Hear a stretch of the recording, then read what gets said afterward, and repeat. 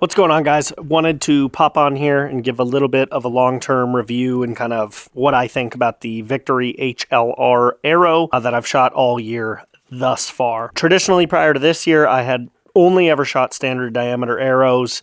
So this was my first time venturing into something a little bit thinner. The main reason I wanted to check it out was my good buddy Josh, Mr. MFJJ himself, told me that he thought a 204 diameter would be the perfect arrow for me specifically, knowing that I do a lot of tournaments, but I also do a lot of hunting. We sit here early August. I've already shot 9 animals with the bow, and a majority of them with the HLR, some with the TKOs as well, which is also 5mm. So with that being said, running the HLR, and of course, everything from Victory comes spine aligned from the factory, which is really quite nice.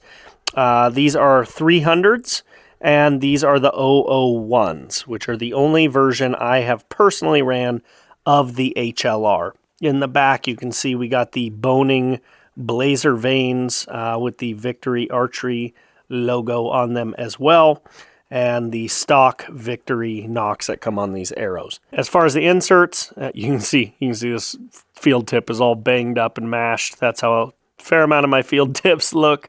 But I'm running the standard inserts, stainless steel from Victory. I'm not running any back weights or anything like that. And these are 100 grain tips. So for me, these are weighing in right now at about 410 grains. And for broadheads, I'm running the Beast 100 grain titaniums is what I'm going to be running. But I wanted to talk a little bit about this beat tip that you see. So quite a few of my arrows will look like this because I shoot primarily these 4 arrows in my quiver year-round at targets, at all sorts of stuff. And you guys know how it is. When you shoot a lot of 3D, you end up hitting rebar or smashing a rock or a tree every once in a while, or a buddy's arrow. And one of my main concerns in getting into a 204 was the durability. I was really concerned about that. But I've been very, very impressed. These things, really, I haven't had any trouble with them breaking or being brittle. I've smashed plenty of tips like this into rebar. Maybe the field tip will bend a little, but the arrow hasn't broken. They've stayed straight. And as far as the back of the arrow goes is where I'll see the majority of my breakage happen. And it's usually because a buddy will shoot the same target and glance the edge of my nock, and the arrow will pop out. What that does is, I have one right here in the quiver because I actually do shoot year-round and use the shit out of my stuff. So look at that nock right there. As you guys can see, that nock has been smoked by someone before. And the vane here has also been smoked. And a lot of my, I think 3 of the 4 arrows in my quiver have smoked vanes right now from buddies. But where you see that nock split right there, I tend to get that, sometimes it'll split into the arrow shaft.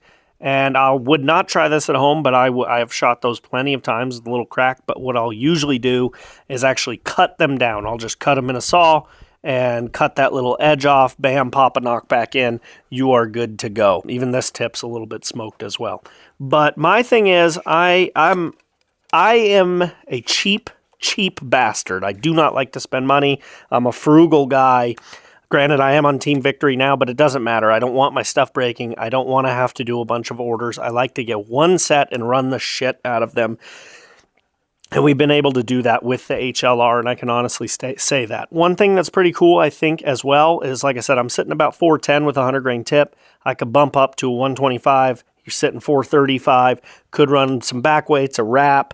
I could do all sorts of things to get this arrow heavier if I needed to, but that's just a weight I personally really like to hunt at. So these 300 spine HLRs are running 8.1 GPI, which I think is pretty workable for whatever kind of arrow setup that you want to get into. Another thing is we just recently did a podcast and a Tech Tuesday up at Victory.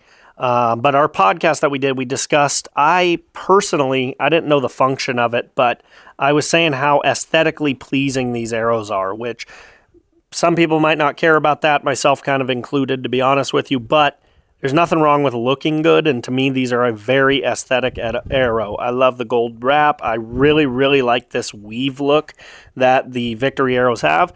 And Nate was telling me that that is not only for aesthetics, but it is also functional. So these weaves are on the outside of the normal carbon arrow, and it makes them recover much, much faster, which he was saying will actually, they have noticed through high-speed cameras, will make a heavier arrow stay true and have a flatter trajectory than one without these wraps because of how fast they recover. So I thought that was really cool as well. Nothing bad to say about the arrows that I can think of. I haven't had any consistency issues, any durability issues, really anything. I know they're maybe a little bit pricey, which is a negative to them.